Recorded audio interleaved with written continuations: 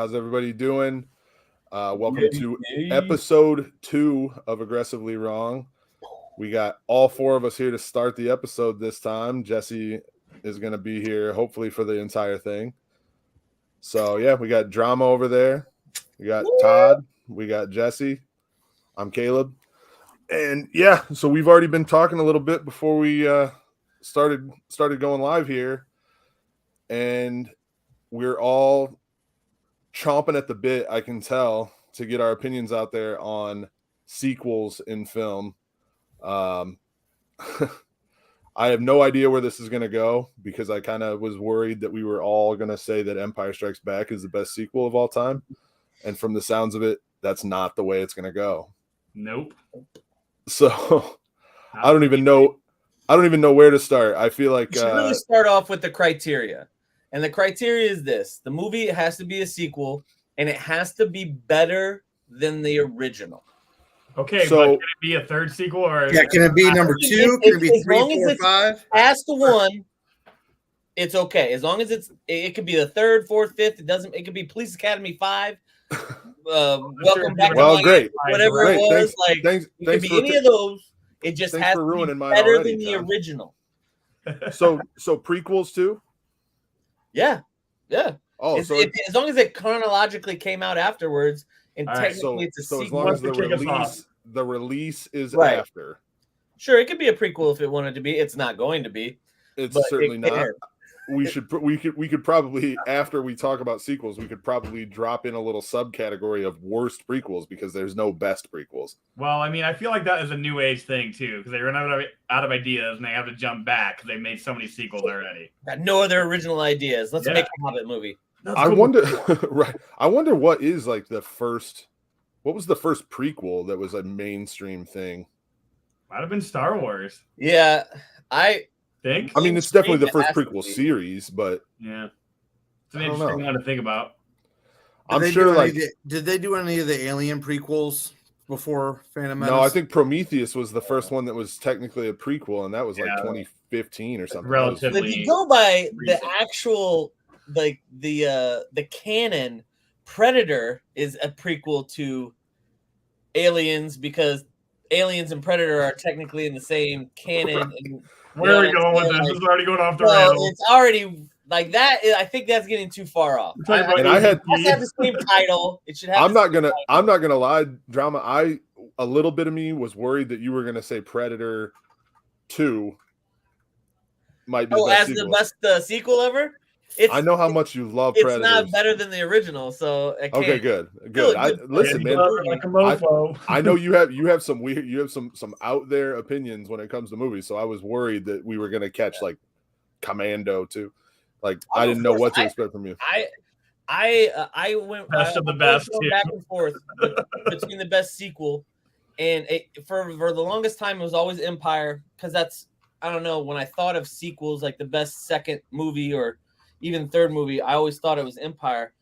But is it that much better than Star Wars? That's where I don't think it's that, because I think Star Wars, as far as culturally impacted society, like it was that movie. That's the movie that like everybody in the 70s saw that movie. Like old people, young people, new people, everybody went to see that movie, and they went to see it 5, 6, 7, 8 times. And Empire was good. But was it that much better?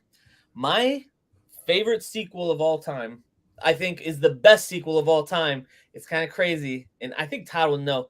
It's Ace Ventura 2. Ace Ventura 2. Go back and watch Ace Ventura 2. Ace Ventura 2 has almost every single joke that Ace Ventura 1 had and does it better. And then they add new jokes that are even better than the original jokes. Ace Ventura 2, the opening sequence when he's rock wall climbing and the guy in the helicopter is like, Ace, what are you doing? He's like, just go to the top. You better turn back. Well, if I was you, then you'd be me, and I'd use your body to get to the top. You can't stop me no matter who you are. Get out of here, dude. The opening of the film was just amazing. And it's so much better to me than the first one, because the first one was a classic too. But every single joke is better, and they do it better in a better fashion. I don't know, Dude. I did not almost see you. I did not see you go in that direction. but I think that's That's a curveball. I can almost agree with it though. Like I'm thinking of that movie right now. Like It's been a while. it's significantly better than the first one. But the first one, Lovely Room of Death. That's what I'm saying. Okay, bye then. Significant. I don't know if it's significantly better. It is better.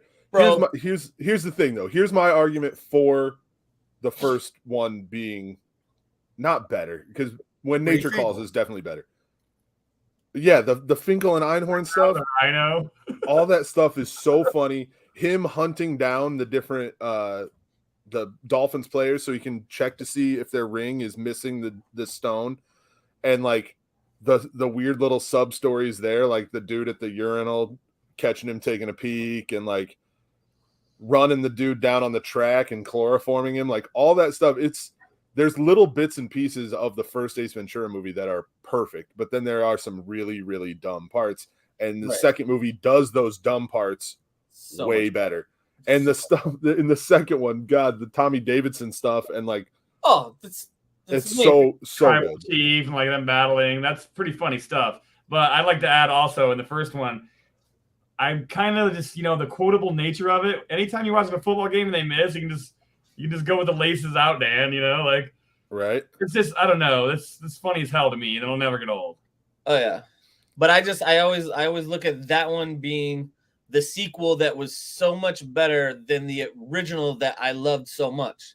And also when he's in the shower and the Crying Games song, and that's just so fun. Right, dude. In the second one, it's crazy. My favorite scene in the entire second movie, it's a look.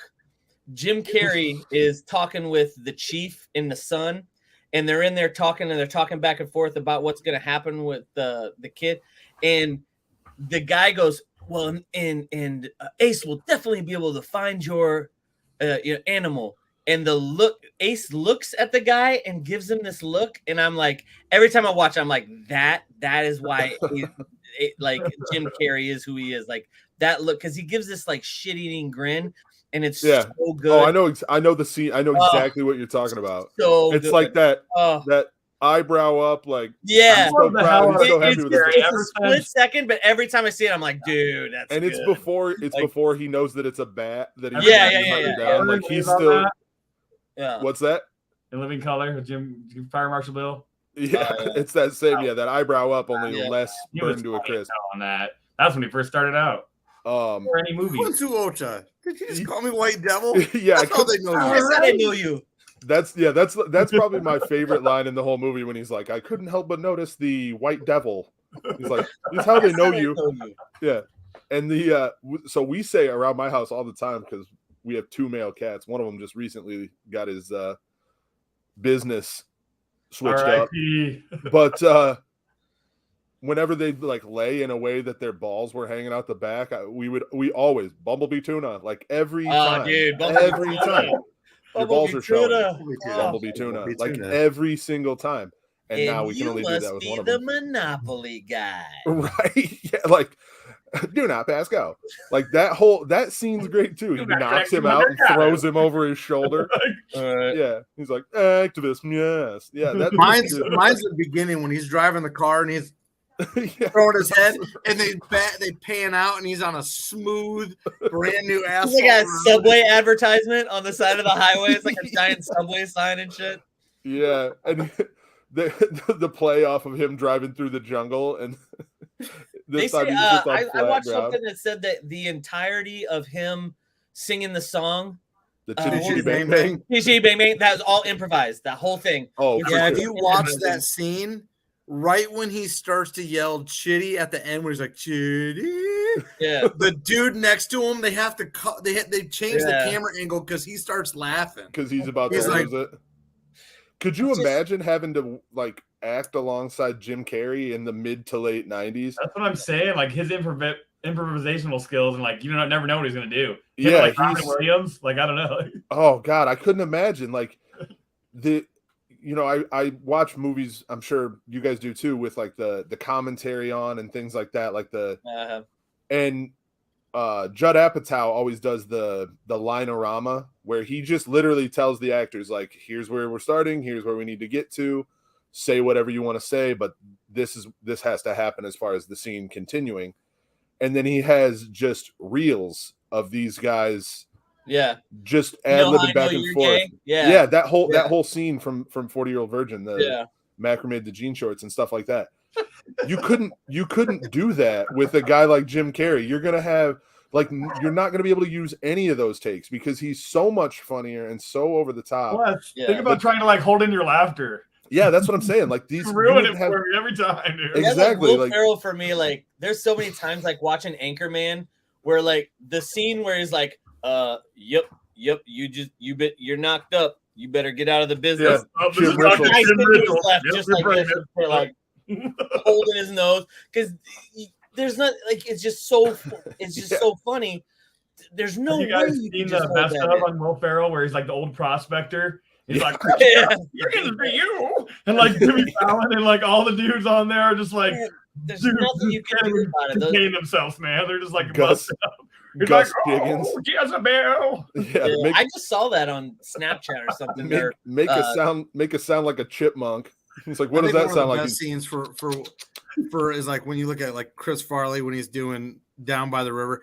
Everyone in that scene, everyone in that scene is dying, dude. And they're all just David Spade and Christina Applegate are literally covering their faces because they're laughing so hard. Those are always always my favorite SNL skits now, though. Back in the day, I'd occasionally get annoyed when they couldn't keep it together. And now that's my favorite thing. Jimmy Fallon, that he was so bad about keeping it together, and it got really, really annoying for a long time. But now I watch for stuff like that, and it cracks me up. Debbie Downer one where they were all none of them. It might be a melanoma. Yeah, and they're all just they can't do it. Have you ever seen I think A&E. Somebody did a special. It was an hour-long biography on Chris Farley. And David Spade was talking about when him and Adam would go and they would try these skits out. Farley would just deadpan them. Yeah. So they had no idea what he was going to do until the night of the show when they went live, and then he'd just go off rails. Yeah. And that's why they couldn't keep it together. When they're doing the Gap Girls, he's like, can I have some of your fries? He's like, lay off me, I'm starving. And he just loses it. That might be the funniest. If you just look at every moment of Chris Farley on SNL, that has to be right there on the list. That and that's really good. We gotta focus. Sorry, off track. We got focus. Sorry, Todd. But that's good. We should get to that later. When we're done with the sequel thing, we'll get to the best. Back around. I'm thinking about the sequel thing. I've got one. I don't know if it's the best sequel of all time, but it could be in the discussion. Is National Lampoon's Christmas Vacation? It's pretty fucking classic. I think it's arguably better than the first. It was as bad as the first one is so good. Yeah. No, I like that. I think it's better. I think it's generally perceived as the better film of the two. And to me, I think it's arguably the greatest Christmas movie of all time as well. So it's so funny when he's putting up his Christmas lights. Yeah. I can't argue that. I think that sequel is better. Randy Quaid is fantastic in that movie. But this is the problem. It runs into, like I said, with Star Wars and Empire. Is it that much better than the original? So I'm gonna say I don't think it's that I think you are also right in the aspect that I'll watch Christmas Vacation way before I'll watch definitely first National Lampoon's Vacation. To me, the sequels, it's either that Terminator 2 is up there for me. Yeah, Terminator 2. That's the other one that I struggle with that one a lot because it's so much better than the original Terminator. Dude, that was literally going to be my pick. That was what you wanted? That's literally my pick. Was it? That was so much better. That was so much better than the first one. And you know why? It's because at the time the special effects were completely groundbreaking and crazy. How the dude could melt down and come back into stuff, and that movie holds up today. Watch it today, and I watched it a lot.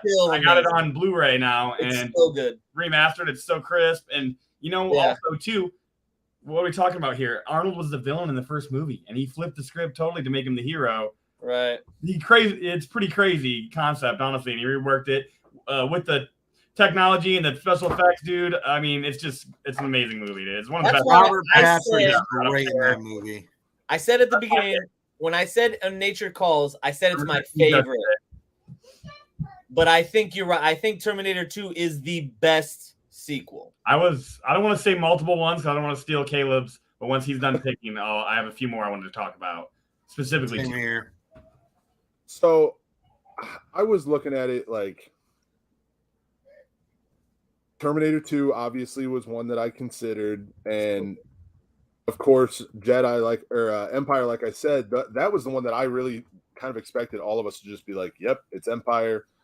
This was a dumb category. Like, we never picked Chalk. like, yeah, what were we thinking? I didn't expect drama to come out of left field with Ace Ventura: When Nature Calls. That was a good topic, conversation starter for sure. Yeah, for sure. For me, and Todd almost ruined it earlier when we were talking about it, I think it's The Dark Knight. That was the one I wanted to talk about. I can't argue that one either. And It's better.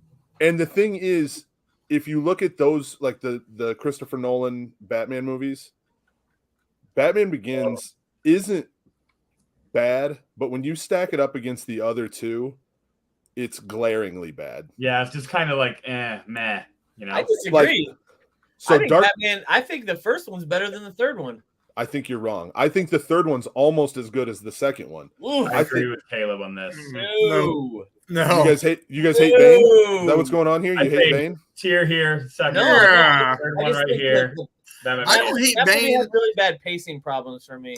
Like I don't hate the whole Bane, but time, like he broke his back and then he's back in Gotham, and the time issues for me like messed with my head when I was watching that movie. That's my only issue with Dark Knight Rises is the fact that they don't do a good job of expressing how much time has passed. Right. Because if you look at it side by side, like he broke his back and then he's able to fight Bane again, and at the same time, most of Gotham's police force has been in a cave for like months.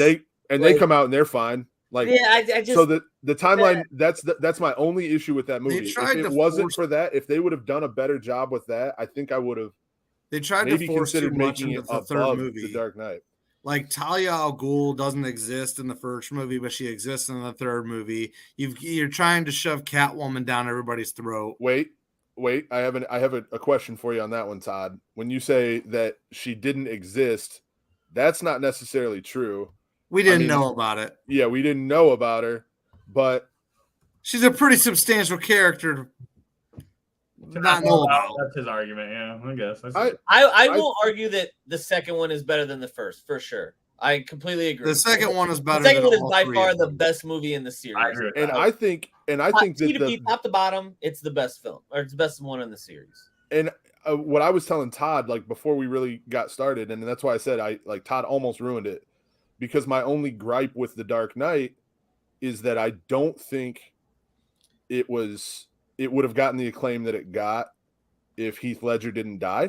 I agree with that too. I agree with that. Like that boosted it. It had to. It made for sure a cult feature to the movie. You know. Yeah, I mean, it throws that extra bit of like sentimentality. And Heath Ledger's performance is great. I don't want to take anything away from it, but if he were still alive, I don't think it's the kind of performance that gets nominated for Oscars if he's still alive.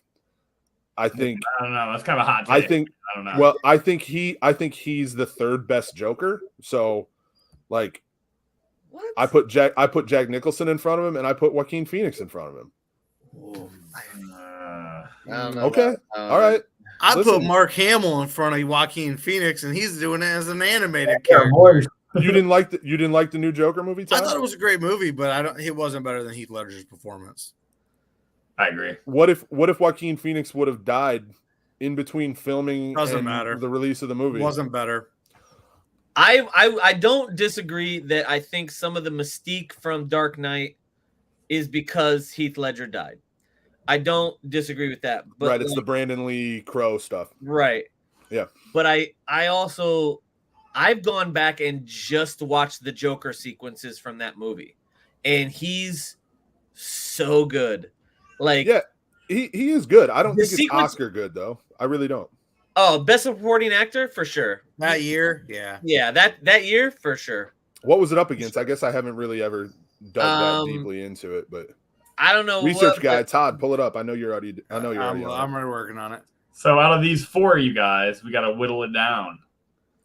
Now that doesn't have to be a winner because it's just No, okay. it honestly is. It's an opinion because mine. Like I said, I think Terminator 2 is the best. Because Terminator 2 is this much better than saying. Terminator 1.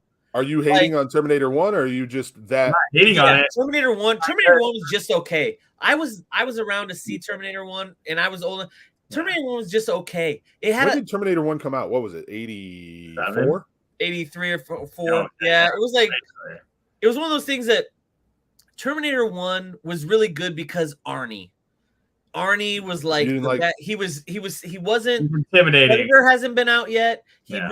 didn't have a lot of lines. He was just like Man, this or big whatever. stick. Not already out Tony was kind of big. Yeah, So but it was kind like, of it wasn't that Arnold Schwarzenegger was a great actor in the movie because he didn't have lines and there was no feeling behind the character. In the second one, it's just bonkers, dude. it's so much better. Like it, And like you said earlier, it stands up. I agree. you can watch it today, Yeah. and my kids. I'm confident in 5 years when my kids want to watch that movie, it's still going to be a They're good like, whoa, movie this is to cool. watch. Yeah. It'll keep Not their like, oh, this is interest. lame, Dad. What? Ugh. The way it's shot, how bright, and James Cameron's brilliant when it comes to like technology that really pushed the limits in special effects, and I think that movie like Avatar. showcased that. Yeah, That's yeah. Todd. What you got? So one role could have beat him that year. I would have given it to this person. Give me the rest of just. I'll list give you them the all off. names, not the movies. No, just list them off. Heath Ledger. This is Heath Listen. Ledger. Heath Ledger, Okay. Josh Brolin in Milk, For note. Oh, for Milk. Okay. Philip Seymour Hoffman in Doubt, Okay. Michael Shannon in Revolutionary Road, Okay. and Robert Downey Jr. in Tropic Thunder. He Oh, really? I know. Is that real? Word of God, Kirk Lazarus. You serious? Kurt Lazarus. The only reason though is because you love that character so much. Robert Downey Jr. as Kirk Lazarus as If you really Lincoln look at- Osiris. All right, this is getting kind of down a slippery We can slope go here. all. We can. Tropic Thunder should be a topic for a. different That'll be time. We'll have a whole. We could talk I for could 2 do a whole hours. podcast I on could. Tropic I was Thunder gonna and how say. good that is. It's. I was so gonna good. say drama. We should have a spin-off, just me and you, just extolling the virtues of Tropic Thunder as a It's whole. so good. What a cast. It's insane. Super. Comedy wise, It is- it's one of the greatest comedies. It's top 10 easily. So I How swear to God, when I mind-blowing was Tom Cruise at the end. Oh my when god. I was right, Les Grossman. When I was working at the distillery, this is super weird, but our brewer, I honestly think he's only seen like 3 movies in his whole life. I think he's seen Tropic Thunder. I think he's seen The Other Guys and Deadpool, and I think that's it because those are the only movies that I ever heard him like quote or anything. I like quoted- all those. Oh, they're all amazing. yeah, all movies. those movies are fun. They're all so good. Dirty Mike and the boys. Yeah. There's The Other quite a Guys is list. like his favorite. There's quite a list of other other sequels that could be in the discussion though. Like Jesse was saying, like I was looking at when we started I talking have a about it couple earlier. right here off the top of my head. Can I mention real quick before you look? Yeah, go ahead. How about Aliens 1? Yep. Very We good. talked I about almost took that one because that one's incredible. I mean, the first one was more of a suspense horror. The second one is like almost like all action, It's crazy. action movie, like- yeah. And that's And also- so I will James say Cameron. that's why I like Dude, Alien James more than Cameron? I like Aliens for Okay. the record. Oh, And really? How about Yeah. this one? I love Godfather it. 2. That's the pretty much obvious choice. It is kind of before our times, but it's like the only sequel that really the first one won so many awards and the second one won more Oscars. You know what I mean? Yeah. Well, and that was what Todd and I were talking about before we Pacino, De started Niro. recording. Was like Godfather 2 and Empire are always, if you Google like best sequels lists and polls and stuff, They're those are every time. always going to be 1 and 2. And But it's that's like I don't know if because like Empire got as much awards. Like well, I credit. think it's because the first films were so iconic Yeah. that nobody. I mean, yeah, you expect the second one to be good, but nobody expects them to be amazing. There's some obscure ones that I like Hot Shots Part Deuce. Frying eggs like, in their stomach. it's better than the first one. That's not saying that much, though. Neither one of those movies is that good. Don't talk bad about I Hot kind of Shots. like those type of movies. Naked Gun Naked Gun sequels, as well. both of them. Priceless. Blade? I like those type of movies. Blade 2. Blade and Blade 2. Blade was good, but Blade 2 is better. Wait a second. I think I don't Blade think 2 I could. How about Lord of Pretty the awesome with Ron Perlman. I don't think I could distinguish the Second plots. Lord of the Rings? Just thinking of Lord of the Rings is another good one. The second one and the third one are both really great. I'm saying, dude. Last Crusade, Indiana Jones. If I'm if I'm thinking about Blade, I don't think if you just said tell me the plot of Blade, Blade 2, and Blade Trinity, the only thing I could tell you is that Blade Trinity has Ryan Reynolds in it.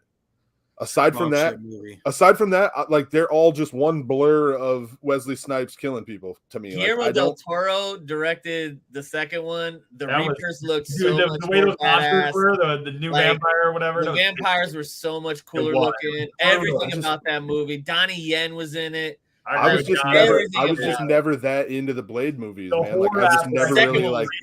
So intimidating and some of the Lethal Weapon sequels are better than the first one. Oh wait, Blade 1 had Stephen Dorff, right? That kind of bothered me though. Blade 1 was the one with Stephen Dorff, yes? Yes. Gross. Yeah. Okay. Yeah, you're right. Blade 2 is better. None of the Lord of the Rings movies are better than Fellowship.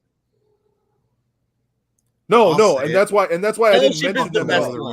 And that's why I didn't mention any of them. I'm saying the second one and the third one were really good, though. Like, but they weren't as good as they're not better than the first one, and that's why they don't really qualify for the. Yeah, I thought everybody was saying that Two Towers and Return of the King were better. No, what I'm saying is I'll put the trilogy as a whole against a lot of trilogies. You know? Oh, definitely. Oh yeah, I think the Lord of the Rings trilogy is the best trilogy.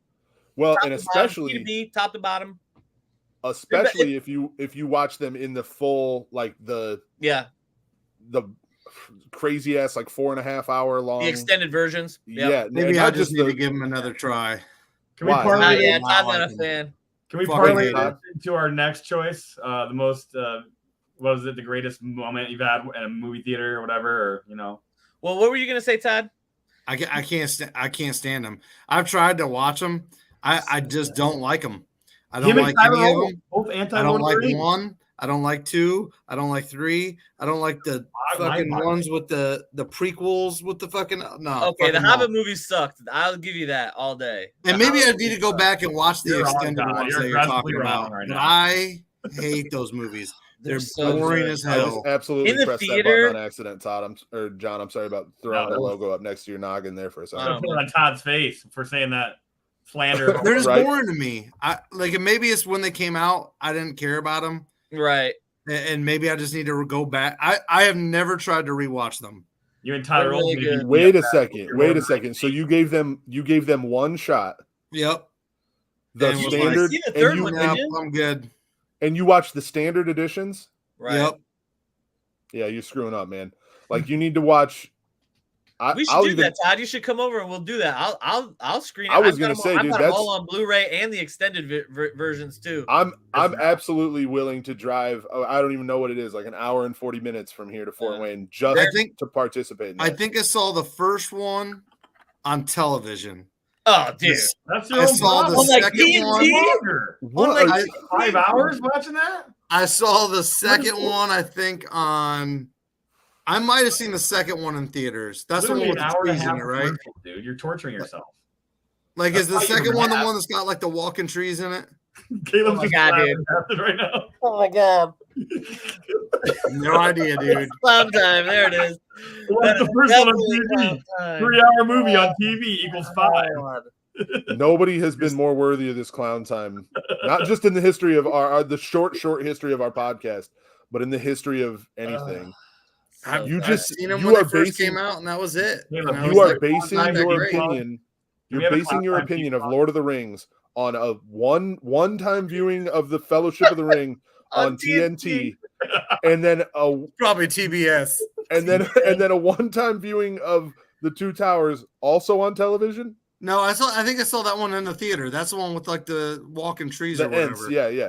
The And then Towers, you- right? I don't know. And then I don't know what it's called. Yeah. and then you have not watched the third one at all? I've seen the third one. The third one's where they have like the big ass war and there's fucking elephants and shit. I've seen that. Wow, dude. Yeah. This was very much But disappointing. I probably have never. I can't think of once that I've ever tried to rewatch them. I think you should give them another try. Yeah, you They- should. Well, at least Fellowship. Watch Fellowship all the way through with the extended version on Blu-ray. You have to Oh, watch it man. on the Blu-ray and give it that and we'll have to do it at your place so we can get the surround sound and shit going because it's a great movie, man. Literally watching the Lord of the great. Rings first movie in IMAX was the most groundbreaking moment for me in theater history because just watching that in IMAX and the whole spectacle of that movie, I'll never Yeah. forget that. And I watched that with my dad when I was probably like 11 or 12. It was the first IMAX movie I've ever seen. It blew my mind, dude. Well, that was the Nope. other topic we wanted to talk Couldn't about. have been 11 or 12. The Lord of the Rings came out when we were in high school, I'm pretty sure. Like 14. 2001. yeah, 2001. it came out freshman. when we were seniors. Really? I'm pretty sure. Yeah, Yeah. it was I 2001. was like an 8th grader, a freshman when it came out. Yeah. I saw it in the theater with Jacob Swagger in Either way, I saw it in Wisconsin. IMAX, and that was the first IMAX movie I've seen. It was crazy. Wow. Oh, Jake first time, Swagger, man. the WWE wrestler. What's that? No. So Jake Swagger, the WWE wrestler. Is No, there he a worked with WWE? us at Applebee's. Is there a I don't know. WWE wrestler named Jake Swagger? Yeah. There was at Jack one point. Swagger. It's Oh, Jack Swagger. Jack Swagger. Yeah. Two G's. Close enough. Yeah. Yeah, no. Jacob went to school with me and Jesse, and then he worked. He worked with all Yeah. four of us at Yeah. Applebee's too. I don't remember that dude. He was cool. Jake So was Jesse, obviously that was a super memorable moment when you were 11 and that movie came out. Well, that was the other thing we Terrible wanted to time talk frame. about. With all of our first cinematic, like the moment when you were in the movie theater that you were like, I love going to movies. I love watching movies. Like that, like the first movie I ever saw in the theater was Return of the Jedi. I don't remember much. The only thing I remember from that movie, honestly, I was 4 years old, was my mom covered my eyes when Princess Leia was choking out Jabba the Hutt. She was like, for some reason, didn't want to watch him get choked out, but it was okay watching him like slice people up with a lightsaber. Yeah, totally different. Totally But different. anyway, Well, one's a was realistic way that humans can die in real life, and one's Right. a laser sword. So but Like- what was like your guys' favorite experience? Like that moment at a movie theater where you're like, this is amazing. Like it just blew you Well, away. it's kind of cheesy, but I took my little brother to Joe Dirt when he was 7 and I was 17. That was pretty cool. Okay. that is So it was not like a the movie that I family would let a thing. 7-year-old watch. I don't think. Exactly. That's why it's so good. That's pretty. Dang, man. That's Lots pretty of borderline for 7. Right. What you got, a wine burger? Fucking Kid Rock and shit in that movie was so Yep. bad. It's I got a backup Space mic. Yeah, but the big hunk of shit. You eating the ketchup off it? Dude, you were eating off of it. That's my favorite line of that whole movie. It was I just said that to all that make catches y'all in laugh. He's like, I just said that to make y'all laugh. Yeah, dude, you were eating off it. Another guilty pleasure movie, and I don't care. I think love that movie. for mine, like you kind of hit on it before, and that's why I got up right before we started recording. I actually have a photo of the first movie I ever saw. Oh, yeah. Oh my god. Who's in the Oh, turtle dudes? They my had people God, do Todd. that? Dude, Movie theater? And I will tell you, That's so I remember awesome. being pissed because it was the two turtles I didn't want to meet. I wanted to meet Leo and Mikey, and I was pissed that it was Donnie and Raph. Dude, we would have been Todd. We would have been perfect to hang out because the two that you like the most, like Michelangelo and Leonardo, were your favorites. Michelangelo was my favorite. Pretty much, yeah. When I was a kid, I was a Raph and Donatello guy. As a And kid, then- I loved Leonardo because of the double swords. I was like, he's got the best weapon. But then as I got older, it was Donatello all day. Like So Donatello, The my staff. thing with Donatello was that if me and my little brother and my cousins were playing Ninja Turtles, Ninja like- Turtles 2. they would have. Well, no, I'm saying like if we were playing Ninja Turtles in the yard and shit. Oh, Like, Yeah, imaginary Ninja Turtles. yeah, like they'd have to like find the right length stick to break to have two sides or two swords. right, I could use any broomstick that I could find. right. You know what I mean? Yeah. Like I didn't Advantage, need to, Halo. I didn't need to hunt very hard to be Donatello, and I would Plus, like when you're playing Ninja Turtles and you accidentally hit Leonardo with your staff as Donatello, sorry, cousin Jonathan. Like Wait, I did so many not mean. quarters on that you know what I mean? arcade game. I think. Oh, dude. I still have it. If you ever want to come Todd, over, you remember it? You remember like watching the movie? Yeah. You remember it? And it may be because I've seen it so many times. It's difficult because I was only like 4 or 5, something like that. Right. I remember going. I remember that day kind of like vaguely. I would say the only other thing, it wouldn't be when I realized that I liked movies, but it's one of my favorite movie memories. And my wife brings it up all the time. When we first started talking, I loved Jackass. And the second one was coming out. And I was dead determined. I was like, look, I'm seeing it.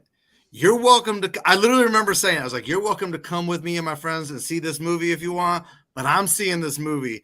And she came with us. And that was the first date we ever had. Was what year are we talking about there? Jackass 2. I'm Googling. Jackass 2? 2006. 2006, yeah. Yeah, that was the first time we ever went on a date. Was Jackass? No, Jackass 3 was our first date. 16 years ago. It'd have been Jackass 3 then. That's I just so remember crazy. being Jackass and her being 2010. It was Jackass 3D. Yeah, I saw the new one. I saw the new one.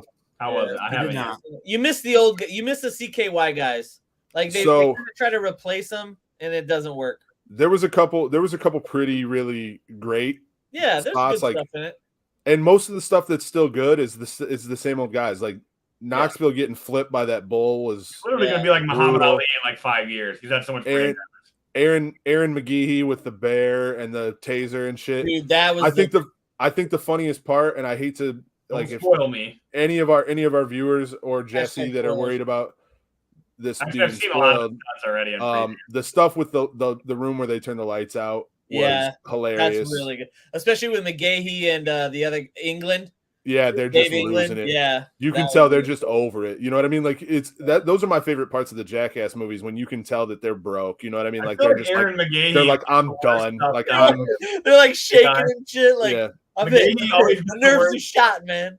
Dude, he always gets shitted on the worst. He had the pubes on the face. Yeah, dude, exactly. I don't even have to talk about this with you. We already brought it up. He was a terrorist, and they glued pubes to his face. Oh my god!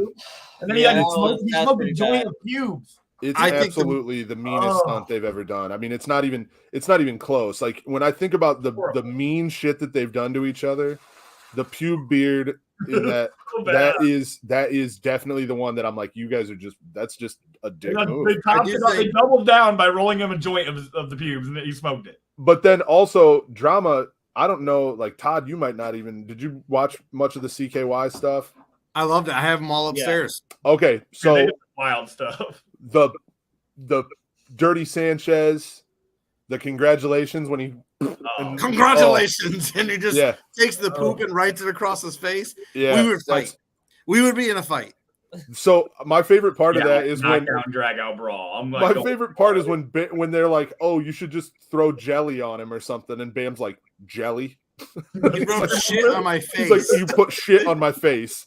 That's like that stuff. Those old videos are so much better. I mean, they were ruthless. The couple was like in the glass window just eating, and he like spreads his butt cheeks and just poops in the window. What? Yeah. Some of it was just pure. Some of it was pure gold though, because it was like reactions from regular people. Like when my favorite thing they ever did on one of the CKY DVDs is they made a fake dummy and threw it off of an overpass. Oh my god! And the car hits it like dead straight on. And that person gets out of the car, and you know that person for a moment thought that their life was over. Killed somebody. Yeah, they thought that their life was over. Yeah, they were horrified. Wild, some of the stuff they used to do. All right, let's not get sidetracked. Drama. Okay, so mine. I've got two that like from the moment that you brought this up.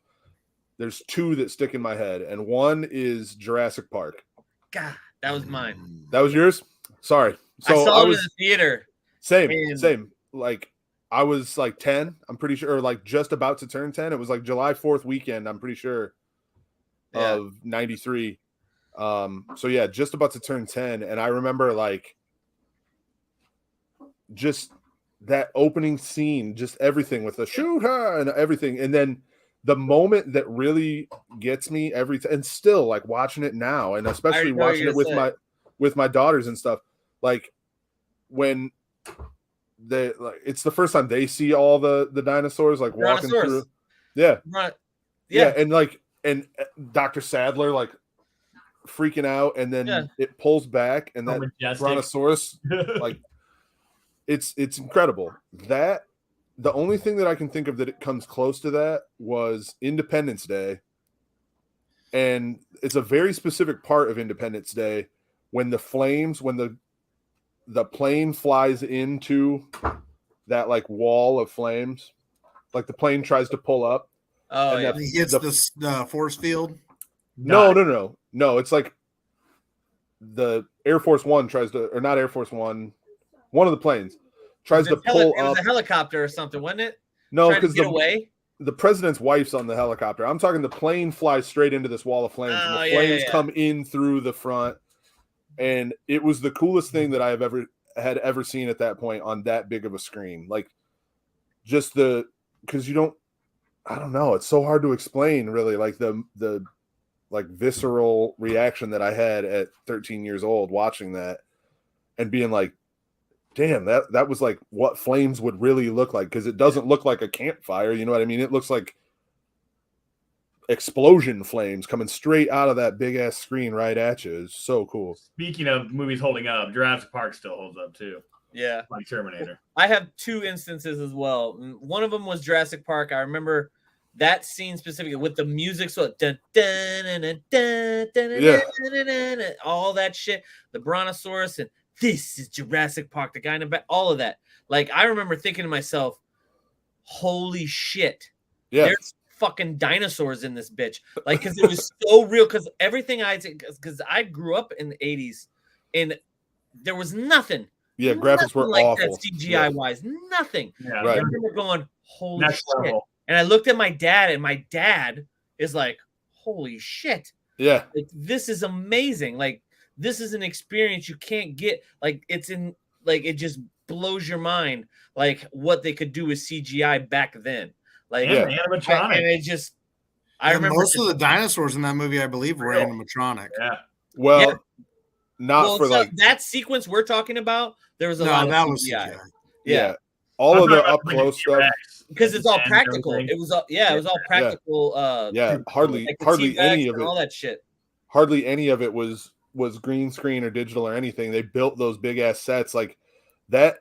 The scene where the T-Rex attack, like the first one where he knocks the SUV over the side of the wall and everything.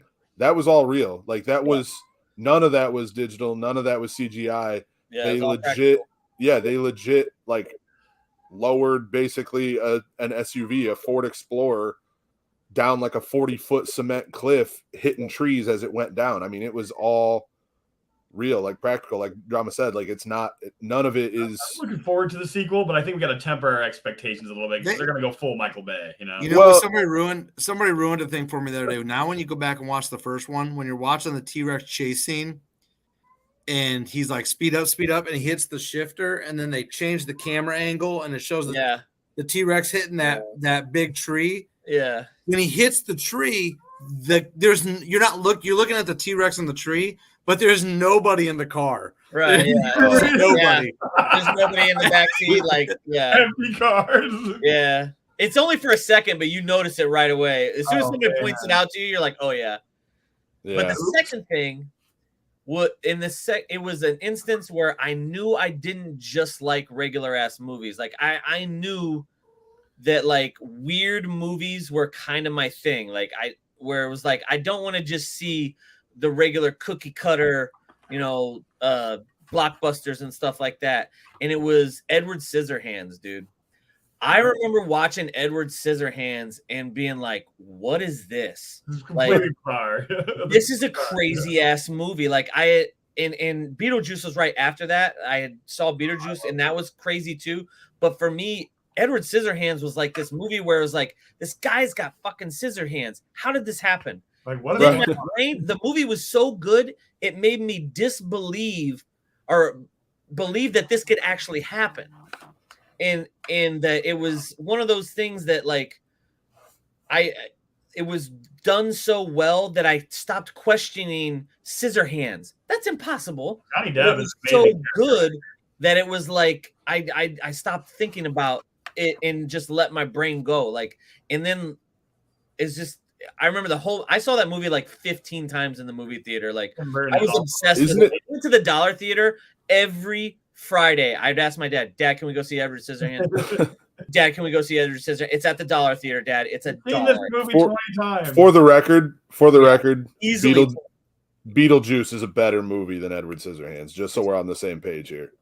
I don't know. I just introduced Edward Scissorhands to my 7-year-old. She loved it, and Johnny Depp is I- amazing. Yeah, my girls have both seen Edward Scissorhands. Jack don't- Sparrow. I guess I don't disagree if you think that Crazy Edward story. Scissorhands wasn't as good as Beetlejuice. I think it was just in my brain. That's when I knew I didn't just like cookie cutter movies. For Right. sure. Like this movie was out there and I really liked it. I was like, why do I like this so much? It's got an out there concept, and it was like, and I feel like that was the movie that really was like, okay, you can watch some crazy, because I've watched crazy movies, dude. Like I've gone on tears where I watched movies about like murderers, like just weird shit that you Sure. know. Ed Guy and stuff. I feel like that was the movie that started that obsession.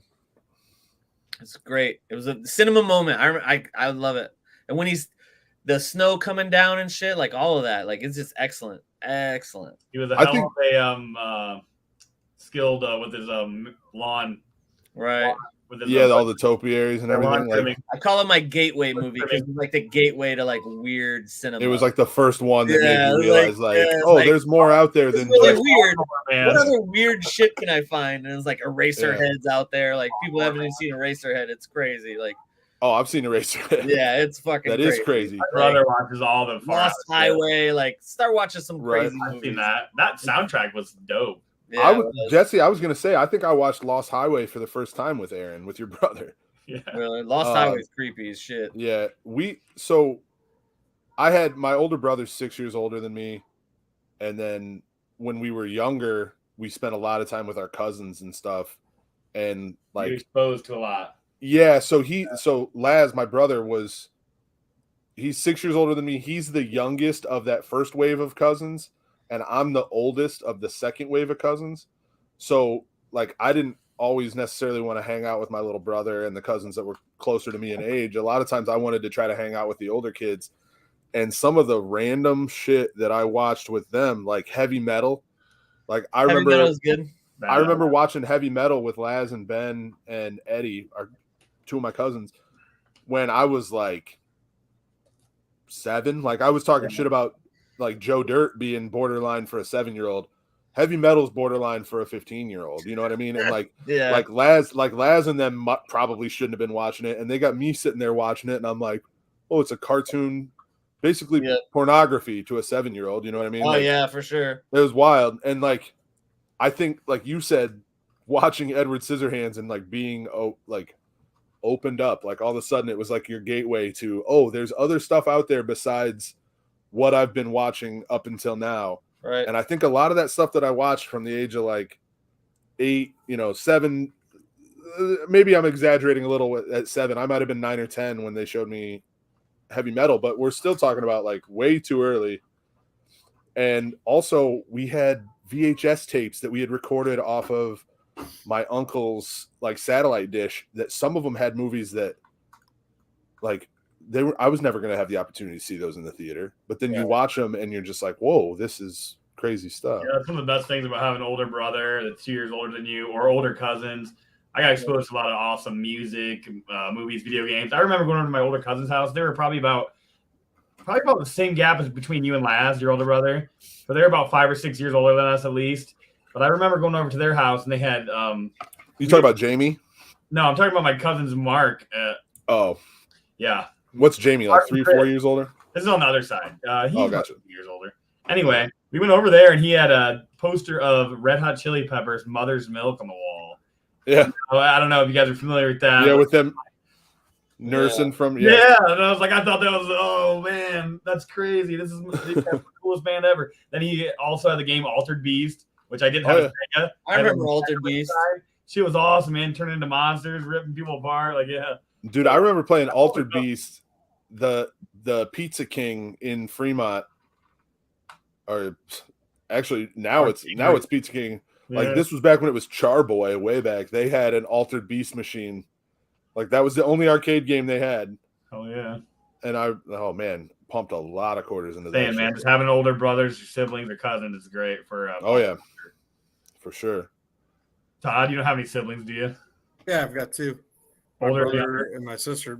My sister worked. She's the one that got me to work at Applebee's. She was 6 years older than me, and my brother's 8 years older than me. She worked there with us? Man, that was so long ago. Mm-hmm. Wait a second. You had a sister that worked with us at Applebee's? Not Todd? when you did.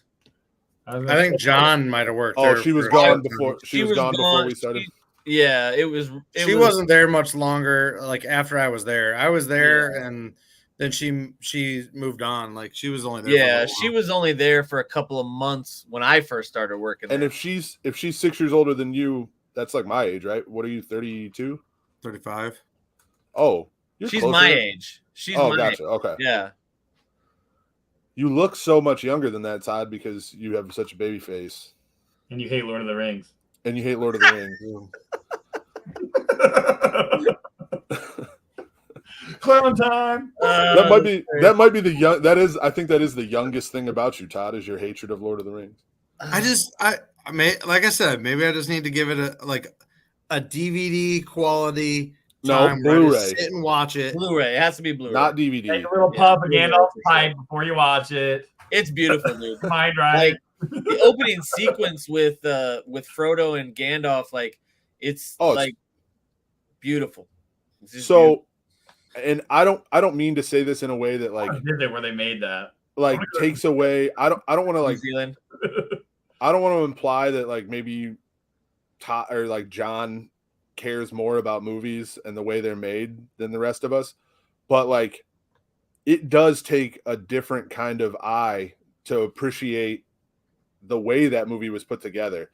Like I'm not saying the movie's not beautiful. I just like I feel like when I watched it the first time, I'm like, Todd, this is fucking dumb. Your opinion's not valid right now. I'm too mad at you to think that anything that you say about Lord of the Rings matters right now. I think if you watch it again in Blu-ray, I think you would appreciate it a little bit more. All right. I think if you watch it with the wrong people, you're gonna hate it more. And I think I might be the wrong people because I will be the world's biggest Lord of the Rings like apologist the whole time. Yeah. Any little part that I've ever had an issue with, I'll be like, now Todd, ignore this. Like, don't now they don't talk about Tom Bombadil, but you just need to forget about it. Absolutely forget that Tom Bombadil was excluded from these movies. Yeah. Speaking of Tom Bombadil, so I mentioned my cousin Jonathan earlier that I used to Ninja Turtles with. We had a fake band, which might be the silliest thing that I've ever said. And that band's name was Tom Tom and the Bombadils. That's awesome. Me and Jesse were in a fake band called the Barry Lincolns. I remember watching one of your guys' videos. You redid the Radiohead Karma Police. They did the whole video, but they shot it on like a VHS recorder. So bad. So good. No, it was not good. It was not good. It was so bad. It was a Matchbox car that was on fire. Yeah. When you guys say VHS, like the only thing I think about when you talk about recording stuff. What'd you say, when you talk about recording stuff with a VHS, and earlier you were talking about like taping movies or off TV. Oh, and for some reason, I don't know why, but when we were growing up, my parents had this VHS tape that was a recording of Harry and the Hendersons. And I have no idea why. But we would watch it with John Lithgow. Like we would watch it all the time. Harry and the Hendersons was a huge part of my childhood. I swear to God, I've seen that movie 50 times. I watched it a lot too. Yeah, I liked Harry and the Hendersons too. It was good. It's a good movie. I'd like to I don't know if you saw what I was talking about. Whatever happened to that little boy? Ernie? I don't know. Todd, get on it. Oh, you talking about in the chat? What's that? What he said in the chat, he goes, "What's the movie that made you laugh the most when you saw it in the theater?" in the theater, because there's some theater. movies that you see afterwards that are funnier. Dude, But, I like, missed when you left the Anchorman in movie theater, you left dude, the movie that was theater, pretty- like your that's pretty chest hurt, like epic. you were like, dude, that movie was hilarious. Like gut busting funny. I know what mine was. So that's a weird one though too. I don't know if it is the same for you guys, but like a lot of how I take in a comedy movie has to do with the people I'm with. Right, absolutely. So like I've seen some really, really funny movies in the theater that I didn't truly appreciate until I saw them afterwards. Because laughter is contagious. Yeah. I think the hardest I've ever laughed in the theater was during the previews. This is such, I'm going to sound horrible right now, but I'm still going to say it. So I went and saw a movie, and I don't even remember what the movie was that I was seeing, but there was a preview for the movie I Am Sam. And the scene, Canceled. listen. The scene where Sean Penn rounds the corner with the cake and just eats shit. Like nobody in the theater laughed, and I like laugh exploded. I mean, it was like Everybody's looking at you like, what a prick. I gave like 3 good sharp ha's before I realized nobody else was laughing, and I was just like, oh no. I have an instance like that too. And it was like that's probably the hardest I've ever laughed at the theater. And I literally like I sat there for a second realizing what a jerk I was, and then I had to stay. Once I realized how hilarious the whole situation was, I had to stand up and walk out of the theater to go laugh out in the lobby because it was so uncomfortable. I admit I like watching mentally handicapped people fall. Well, not really mentally, but like Sean Penn playing a mentally handicapped dude. Yeah, I'm totally fine with watching him fall and hit his face and ruin his cake. Like, oh do you guys man, remember that movie Reign of Fire? Yeah, with like the dragon and Sean Connery. Okay. We're in the theater. It's opening night, and we're watching that movie. And the sequence where they go up in the helicopters, and then the guys jump out of the helicopters and try to get the dragons to chase them, and they get it's like borderline bungee jumping. Yeah. Okay, so it's silent in the theater. Everybody's watching the thing, and I thought it was supposed to be played as a comic moment, and it's not. The scene where they're going down, and then the guys don't pull their parachute, and it just goes boop, and it hits the ground. I just go ha. I was the only one in the whole theater. Everybody in the row next to me just looks over. I was like, I don't know. I thought it was supposed to be fun. You were literally Nelson from The Simpsons. I was gonna say, man. He didn't want to fucking get eaten by a dragon, so he said, "Fuck it." And then the best part of that drama is I can 100% see like people looking at you like, what is this guy's deal? And you trying to defend yourself in the theater. Like, what? I thought it was supposed to be funny. That's exactly what I was like, dude, that's supposed to be an idiot. Why did you pull what you guys think? Yeah. That was hilarious. That was funny, even if they maybe they didn't mean for it to be, but shit, you guys are wrong, not me. I was right. Was so good, dude. That and I remember when we went to go see Life Aquatic with Steve Zissou. It was me and Peter Fisher. And legend. We're in the movie theater. Every joke, every time Bill Murray opens his mouth in that movie is pretty good.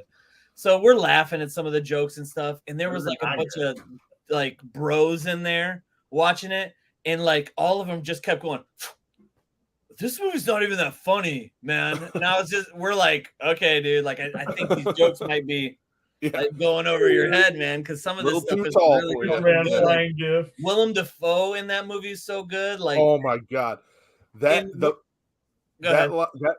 Willem Dafoe has the best scene in that movie. Yeah, for sure. When Bill Murray tells him to cross the line, but he's like, those of you who are on my side, cross. If not, do.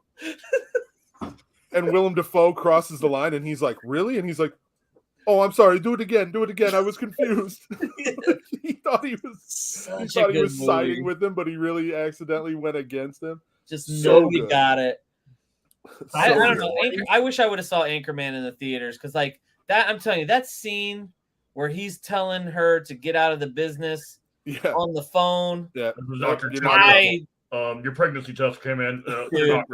I lost Gotta it quit watching immediately. that. Like, Dr. lost. Chim I had to Richards. stop the movie, rewind it, and watch it again like 8 times. My grandma was like, and Natalie, my wife, she's like, stop doing that. I go, no, dude, seriously, we need to see that one more time. Like, that movie catches a lot of quotes around my house too. Like Danielle and I say Chim Richards pretty regularly.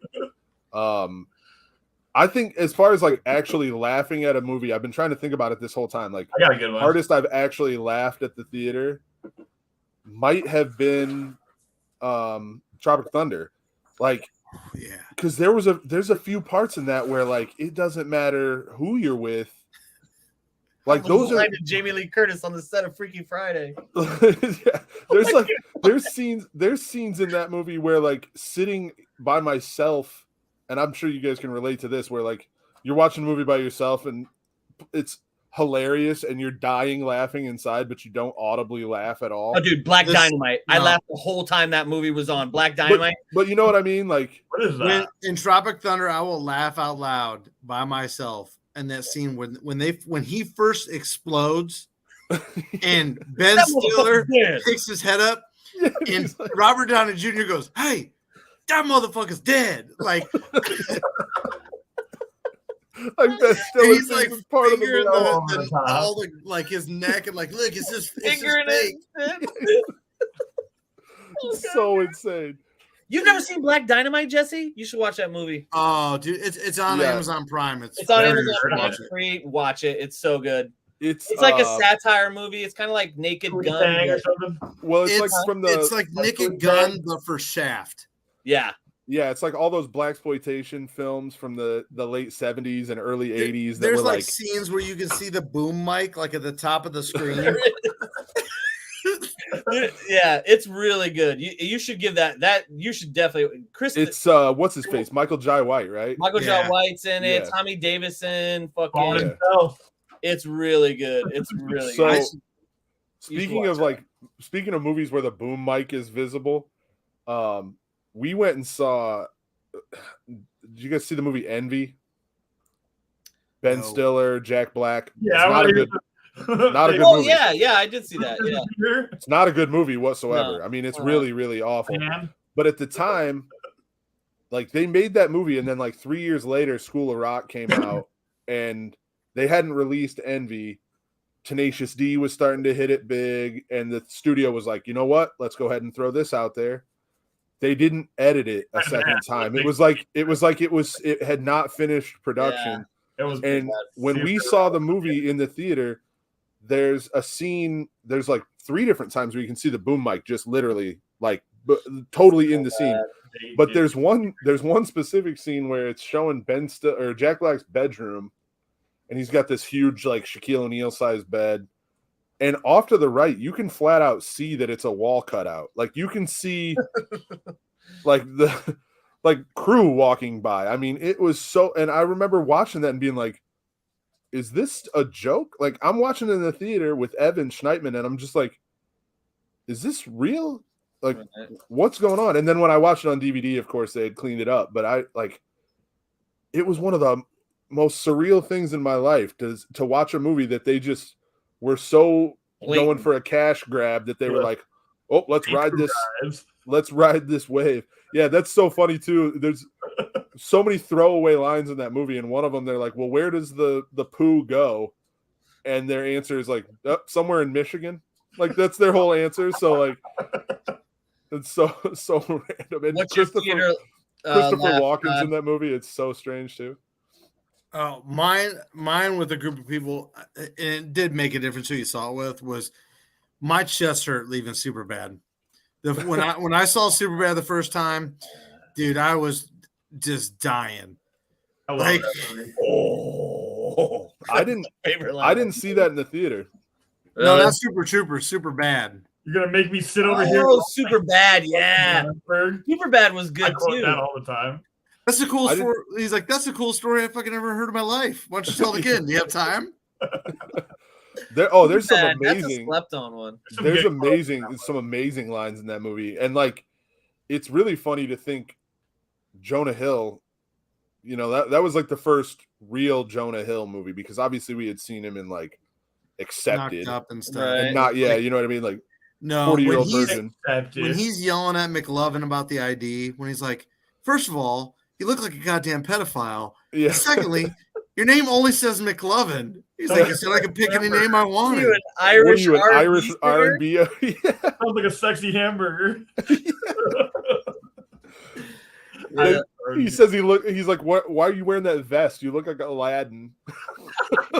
Oh, when he's walking up. Yeah. There was a lot of good movies in that movie. Fuck me, right? That's like Yeah. I still do that all the time. The Fuck guy- me. all the time. Oh, I know. Fuck me, right? You're like, that's That or on I'm the getting that parking for lot. show. Nobody ever For gets that. show. I'm getting that for show. I'm For getting that show. for The whole show. part of the parking lot. Mine, was when the like movie came driving. out, when the movie came out, I was still in high school, so I like home ec. I'm like, when the fuck am I gonna make tiramisu? That's Look at him. exciting. What He about looks you, like he's Jesse? Looks like he's having the best time ever over there. I was talking about the time in the parking lot when the guy is like I gotta wash and rinse. $17. Like what? $17? You're like 40 years old. What are you, 7? All right, What what's about you, what's Jesse? yours? Laughing in the theater. What's the I'm funniest gonna movie? say sounds corny, but like Scary Movie 2 with the baby hand and the mashed potatoes. Chris That was Elliott. good Funny sequence, things I've dude. ever seen, dude. Grab a strong hand. hand. Yeah, that was pretty good. My Anybody turn. want some pie? It's the only thing I didn't make myself. And he was like, yes. Dude, the bit where him and the guy in the wheelchair are going back and forth, that's pretty good. He's like, why don't you give us a standing Oh, David ovation? Cross. Yeah, David Cross. Him and David Oh, Cross. They Yeah. turn the black light on. There's like all the jizz spots everywhere. So I was just gonna say Chris Elliott's It's corny, like, but that super, movie's so super slept on. He is. But David Cross too, like for people that aren't Sure. Arrested Mr. Development Show? fans, Right. like, oh my god, Mr. Show? oh Mr. Show was so good. God, I just dude. watched the original Tenacious D That's what I'm saying. HBO show, and Mr. Show was like underneath. I was like, oh, I First guess time I'm I've watching that I've next. ever seen him, dude, was Yep. on that show. Yeah, Yeah, Yeah. that's a great show. David Cross's stand-up's pretty good too. Like I he believe gets it. a little preachy, like because he hates like Christianity so much. So he So can be a anti-religion. little preachy Yeah. when it comes to that shit. But most of his stand-up is really, really good too. I'd That's imagine. kind I of mean, what I I don't want think to I've tackle ever. in the next episode for this is like our favorite stand-up comedians and stuff like that. Oh, dude. I was thinking I don't that'd be know. good for an I'm saying episode. right now, I already know mine. I can say it. I Nah, don't- let's wait for that. Let's do a whole because I can do a whole episode on stand-up comedy. I know Todd For can't do sure. it. So I think I- Caleb yeah. probably knows who mine is. I don't know. Probably have to tell you. Right. I can guess Jesse's for sure. Yeah. Well, maybe You not. guys I don't were- know. I would think everybody would know one of mine. Everybody in this group would know. I one. know one of yours, Todd, because we used to make a big deal out of it when we worked at Applebee's. and I know who you're talking about already too. So Yeah, he's probably my You number guys ever one. been ever, too. to any comedy? he's not my shows? number one. He's in my top 5. But You guys ever seen any haven't comedy shows in person? we're talking Oh, yeah. about. We gotta move on to something else. Yeah, let's talk about that. We're Yeah, talking all Jesse, about I've it. probably I seen wanna like bring it up. 50 stand-ups. Oh, We'll yeah. we'll do that. We'll do that next week. Yeah, for sure. I've only seen a handful, but How about this? Have any of you guys ever seen it from the stage? I have. The what? have you ever done stand-up comedy? Yeah, I did stand up. I don't know if you Me and Todd were talking about. They have an open mic up here at. Jesse, they did just you reopened it. go? Did you see the time I did it at Piggy's? I don't think so. It was not good. I was would not not very want good. anybody I I would knew have remembered in the that. crowd. If I That was gonna- what. first Listen, time- I did it a handful of times, and the time that I realized like, yo, this is not for me was when I did it in front of a lot of people that had known me for a lot of years. Right. Yeah. And I had like 2 jokes that were kind of go-to jokes where I was like, okay, if the crowd's getting away from me, these are usually ones that I can kind of bring them back in. Neither one of those jokes hit. And then I felt like somebody had literally just shot me in the chest. I mean, it was like, now Anxiety what do I do? Yeah. I mean, it was wild. And that was the moment where I was like, all right, this isn't for me. Right. I just don't Meanwhile, have, I just didn't have it in me. DJ Dangler, Um, keep on going. What's happening in does it? sports? Like we could. I know Aaron Rodgers is maybe going to retire, but probably not. How about Daniel Berger's huge PGA choke, 5 strokes in one day? Yeah, that's crazy. Bro. Jesse only knows that because he probably had money on it. I had money on Katayama, and he finished third. There you go. Drilled it. Top 6 teams lost in college basketball on Saturday. Only time that's ever happened. 10, seven in the top 10. And they didn't even move rankings. Some of them did. The top 2 didn't. Well, yeah, and we talked about that a little bit in the chat, but like I said something about like Gonzaga can stay number 1 because the blue bloods don't run basketball anymore, but like Gonzaga's kind of a blue blood now. Yeah. So over the last 10, 15 years, they're there. Yeah, the Mark Few era has been very much 5 to 10 especially. What's that? The last 5 to 10 especially. Well, when they start getting guys like what's his name, Jalen Suggs and Chet Holmgren. I mean, when you're bringing in the number 1 recruit in the country to a school like Gonzaga, and then you're playing the best team that you play all year is Conference, West Coast St. Mary's. What's that? West Coast Conference. Yeah, like if you beat St. Mary's twice in the regular season, you're going to go undefeated basically, unless you schedule an absolute nightmare of an out of conference schedule, like to start the season. It's good playing all of those crazy preseason tournaments. I think March Madness is going to be.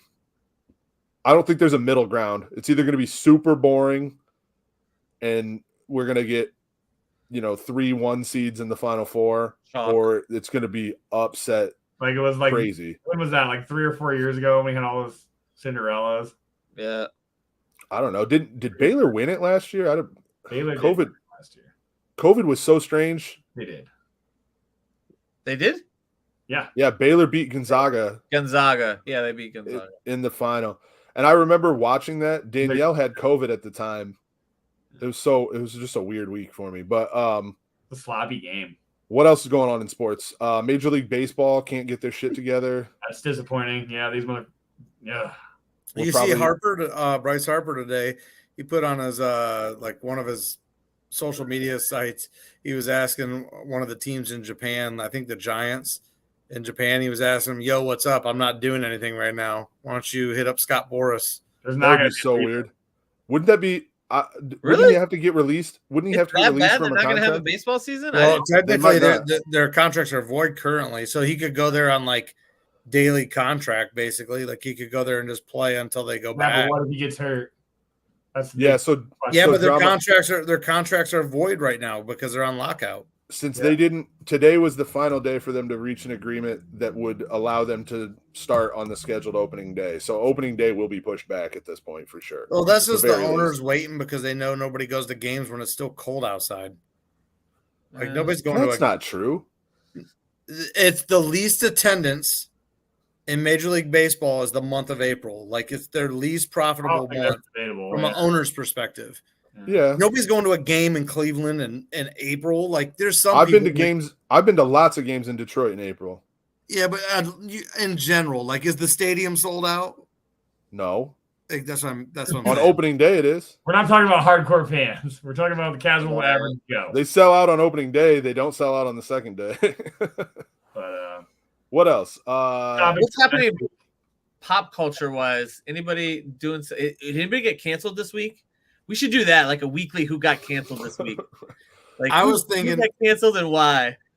I was thinking that Caleb was going to make a canceled little border like the Clown Time one. So when he makes the comment about retarded movie actors, you can just whoa! You said the R word. R.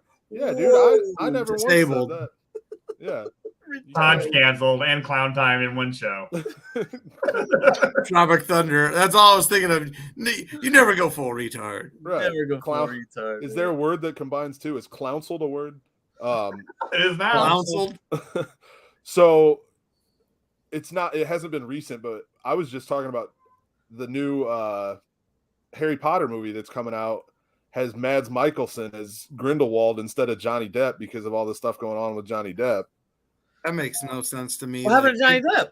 Johnny Depp's ex-wife, what's her face from Tropic Thunder, not Tropic Thunder, Pineapple Express, Amber Heard. Yeah. Look at my cat. What is he doing? So Amber Heard took him to court for like domestic issues. Yeah, she was beating him. They have like recordings of it. Right. She Yeah, didn't get dude. She canceled. was doing some sick stuff, like too. She didn't And get some- canceled by the same studio, which is WB, because she's on Aquaman. Burning She him didn't with get kicked cigarettes off. and shit. Yeah, She so got she's kicked off. so she's still allowed to be in Aquaman. He's not allowed to. He's kicked out of Harry Potter world. Mads Mikkelsen, who is probably a better actor than Johnny Depp, if we're really being honest. Yeah, I like But- Mads a lot. But it's still not fair to Johnny Depp. I mean, I don't normally tend to like pick a side when something like that happens, but I feel like Johnny Depp's getting railroaded a little bit right now. Yeah, so do I. You know who's not getting cancel railroaded? one, cancel them both. I will tell you what, who's not getting railroaded is Armie Hammer. You want to talk about weirdos? That Yeah, dude, he's freaky. yeah, canceled with good reason there. What? What happened to Armie Hammer? You got to he do was some great. research there. I don't have the time to go into I don't even want to. We shouldn't even The talk about depths- it on the podcast. the depths of what Armie Hammer was canceled Just for. Google it, dude. It's pretty extreme. Yeah, Google it. But where Was he where doing a kind bit. of? Was he like that The Dodgers pitcher where he's like doing all kinds of crazy stuff? Was he what now? Was he like that pitcher from the Dodgers that was doing all that stuff? Remember? Okay, I googled it, and the word cannibalism comes up. What? Bingo. Yeah, What? yeah. Yeah, He he's has an odd cat. He's a say he super has odd some cat. super gross and kinky fetishes. Yeah, Beyond that, like way yeah. weird. Yeah. Way weird. I have more questions. What's sexual cannibalism? It's two. And It's that's two where words we that end nobody. the podcast. Cue It the. is. cue It the is music. two words that nobody ever thought to put together until Armie Hammer. Like those two words weren't said back to back very Quick often. sidebar. Best cannibal movie, Caleb. I know you know what I'm talking about. Best cannibal movie Cannibal Holocaust? alive. That's pretty good. That's the funniest one. Did you go with funniest? No, the funniest Oh. movie about cannibalism is what was it? South Park. They made a movie back in the day called Hannibal the Musical, and it was about a dude that was a cannibal. It was pretty Sounds good. all right. What were you thinking I was going to say, Jesse? I can't think of the name of it. Oh, it was That a is movie- crazy. Had Guy Pearce in it. What? This Um, is nuts. Yeah. It was kind of campy. There's a Guy Pearce cannibal movie. I'm looking at his IMDb right now. I'll think of it. Is it Memento? Are you just confused about cannibalism and amnesia? No, Okay. Do you have amnesia about cannibalism? never. Okay. That was a weird answer. Never. I'd never forget about cannibalism. No, Ravenous. Yeah. Oh, that Ravenous, movie's yeah. awful. That is super campy. You're right, and it's not good. What's the Alive one guy is- that's in all the he's in so many like 80s movies. He's in Alive is way better. something. I guess really the best movie about cannibalism would probably have to be Silence of the Lambs. Dude, have you seen the text that this Armie Hammer dude was putting out? Like, Yeah. holy It's pretty bonkers, dude. how did I Yeah. miss this? Yeah, I didn't know Canceled. anything about it either. Canceled with good Hey, reason. Caleb, you know who was also in I'm Ravenous? surprised he's not in jail. Jeffrey Who? Jones from Howard the Duck. Yeah, the principal from Ferris Bueller. Yeah. Bueller. He was a pedo, right? Yeah, he was. Yes, he was. Yeah, he he was. was a pedo. I knew that. spiraling down to like Hollywood's like most. He's dead now, right? Didn't he die too? Yeah, I think he's Jeffrey Jones dead. died. Yeah. Did he? Yeah, he died. Yeah. Wasn't he also the scientist in Howard the Duck? The one Yeah, that that's He what I was. said, Howard the Duck. Yep. that's a good movie, Uh, dude. And he's in Beetlejuice, dude. Oh, that's yep, right. he He was- was in Beetlejuice. He was 6 the Degrees of Jeffrey Jones tonight. Yeah, he was Lydia's dad. He was what was his name? Howard Dietz? Something Dietz. Yeah, I can't remember either. That's Catherine crazy. O- That Armie Hammer shit Catherine is- O'Hara. Catherine Yeah. O'Hara as the mom. In Oh, dude, you Beetlejuice. guys remember that movie he was in too? It was completely. I could have sworn it was made in the 80s, but it's from '92. It's Mom and Dad Save the World. Yeah, great movie. Whew. Was That's he not in- true. It's not a great movie, Is but that it's John yeah. Lovitz? Was John? yeah. Lovitz John in there? Lovitz is in that. Yeah, yeah. Yeah. Good John movie. Lovitz just makes me think of Rat Race. Mom and Dad Save the World. John What a Lovitz? hidden gem.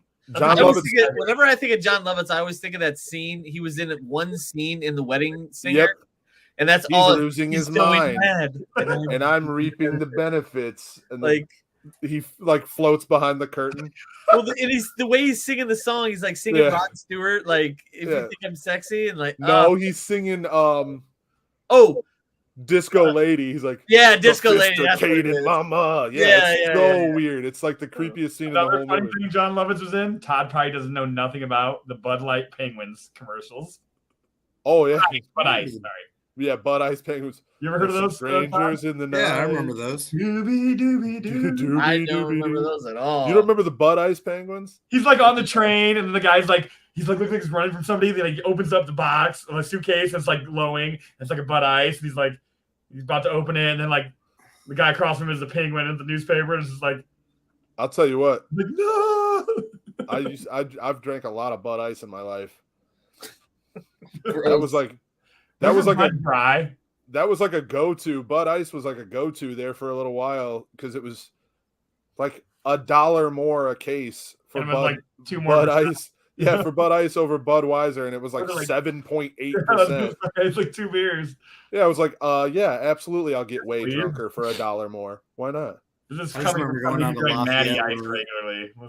If you went down What's to that? Lafayette in college, they used to Something sell you drink. beer. It was in like, I don't remember. I think they were purple cans, but it just said beer 40. It was like $8.99, and you got 40 beer cans of beer, and it was the worst. There was Brew City was another one that was awful. You could get a case of Brew City for $8.99. Dude, Natty Light was $9.99. We were heavily into that. Yeah. 30 packs. Yeah, Brew one City every City night. was the only one that was cheaper. And there was a dude that was friends with Jacob Swagger that brought it to one of his parties one time, and I took one drink and was like, this is not worth the $1 that I'm saving. We were literally being And snobby. you guys all knew me at 22, 23 years old. I was not concerned about the taste of alcohol very often at that point in my life. And even I was like, this isn't good. I'm out. It must have been pretty low standards. It was horrendous. John, I can tell by your face, you're still reading about Armie Hammer up there. Some crazy shit, man. Yeah. Some It crazy shit. is a very deep, weird rabbit hole. Yeah, dude. Very, very weird.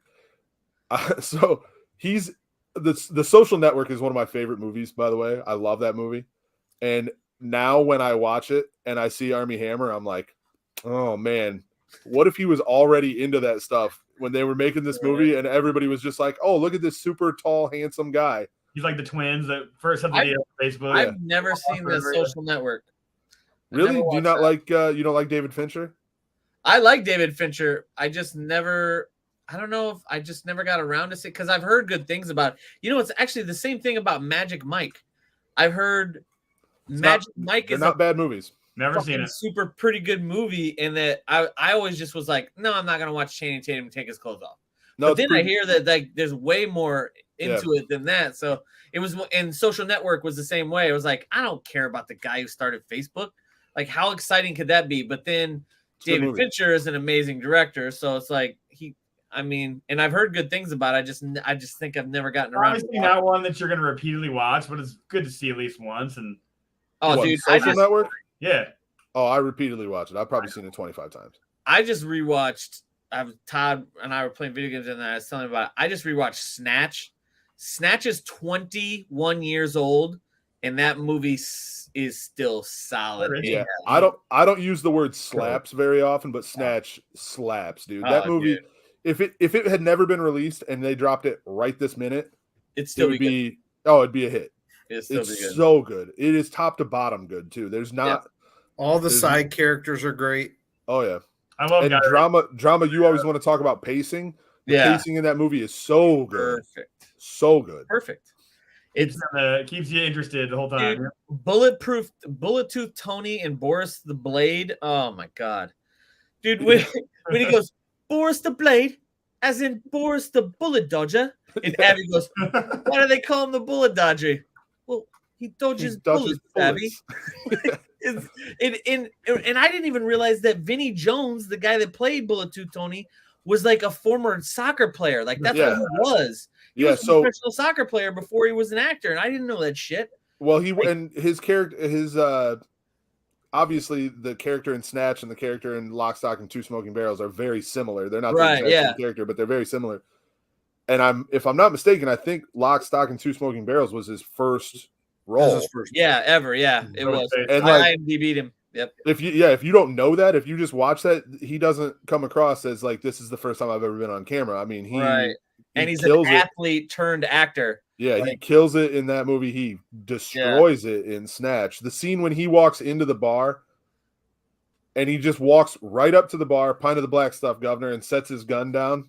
Yeah. And you see him like glance, and he knows that they're there, but he doesn't play it like he knows. On the phone. He didn't even give a shit. He's just like finishes his phone call, he looks at his beer, then walks over to the table, then addresses them. So good. Yeah. And what does he say? The fact that your gun says replica, and it's like mine says Desert Eagle and mine 5.50. Desert Eagle 0.50 should precipitate. Yeah. Yeah. You and your little balls. It's fucking that movie, dude. I that's another one drama that, along with Tropic Thunder, I feel like you and I could just spend an hour talking about how perfect Snatch is. I like hearing about how people get started too, like the Vinnie Jones thing, like Danny Trejo. You know, he was like a boxing instructor to like Eric Roberts, and then they were like, "This guy's a badass. Let's give him a small role." Dude, he was in prison. Yeah, exactly. He was in fucking prison. Hardcore prison inmate. Yeah. It's fucking crazy. He was Eric Roberts' boxing trainer and advisor, like for what was that movie in the 90s? The fuck was that movie where they were like 5 guys and they were all like they were picked to be on the American karate team and they had to fight the Koreans and shit. What was that movie? American Kickboxer? No. I don't know. There were so many different variations of Kickboxer and American that happened in like 19. Or Blood In, Blood Out. Was it Blood In, Blood Out? No, Blood In, Blood Out. No, it wasn't Blood In, Blood Out. Blood In, Blood Out is an amazing movie. Drama, you're the IMDb king. How many acting credits does Eric Roberts have? Dude, he's a lifetime movie king. It's got to be like 300 acting credits, 400 acting credits, I bet. He was in he's in this season's Righteous Gemstones. He shows up. Yeah, shows up in the Righteous Gemstones this season. It's pretty good. So I've only watched the first season of that. John Goodman and Danny McBride in it. So good. Really good. Yeah, it's a good show. I never watched it, but I know kind of the Adam DeMamp, the guy from Workaholics. I fucking love him, dude. And Adam DeMamp, I love that you call him by his Workaholics. Right. The only other podcast I listen to other than ours it's a podcast called This Is Important, and it's the 4 guys from Workaholics. Are you serious? Take a guess at how many acting credits he has. Eric Roberts? Roberts? 300. I mean, my initial guess was 400, but it's got to be going, bro. 700. Less than 7. I told you he's alive. He just getting there. Lifetime. Getting there. 666. That's close. 656. Wow, you're 10 off. Bro, he has so many movies in pre-production right now. I have to scroll down. All Lifetime, Todd. Seriously. That's crazy. Isn't it 656? There's a Lifetime movie like every 2 weeks. Isn't it weird that at this point he's the 3rd most famous actor in his family? Seriously? You guys need to look at his IMDb and look how many His filming, I'm looking at it right now. His filming is like this long. The entire screen. You have to scroll down. Yeah. He's getting paid. He's got 40 He's upcoming. probably got 60 movies in filming or post-production. He's the Nicolas Cage of Lifetime movies. So turns down a role. Jesus Christ. That is crazy. I've never seen that ever. I've never looked at an IMDb. That's unheard of. On that note, guys, I gotta be out of here. All right, I think that's probably about time to wrap it up, right? We've not All gone. right, everybody's Taco Bell order. That's what we're gonna end with. What's your Taco Bell order right now, Jesse? Go. Jesse, go. Taco Bell. 10 Cinnabon Delights and a big quesadilla and a burrito supreme. Did you say 10 Cinnabon Delights? Yeah. You get the 10-pack every time? I like it. All right, moving on. Todd, what's your Taco Bell order? Mine would be 2 chicken quesadillas. One of them's the meal. Got to get a large Baja Blast. If they ever bring back that grilled cheesesteak burrito, it's replacing the quesadilla because that's the best thing I've ever seen on their menu, and they only had it for like 2 months. You're talking about the one that they grilled in the they literally make the burrito with the cheese on the outside. It's basically a quesadilla and a burrito, and then they grill cheese on the outside of it. It's the best thing I've ever had. It was very good. Mine's 2 chili cheese burritos, 2 double deckers, and a Mexi Melt. And if I'm really hungry, I go with the the nachos Bel Grande on top. Nice. Mine is whatever box they have going on, whatever the special is, because I like to keep it fresh. And then 2 of the Chipotle chicken little dollar guys. Oh, those are solid, dude. For $1, those are so good. Yep. And always Baja Blast. Always and forever Baja Blast. All right. Life. Podcast out. Hell yeah. See you next week. See y'all. Bye.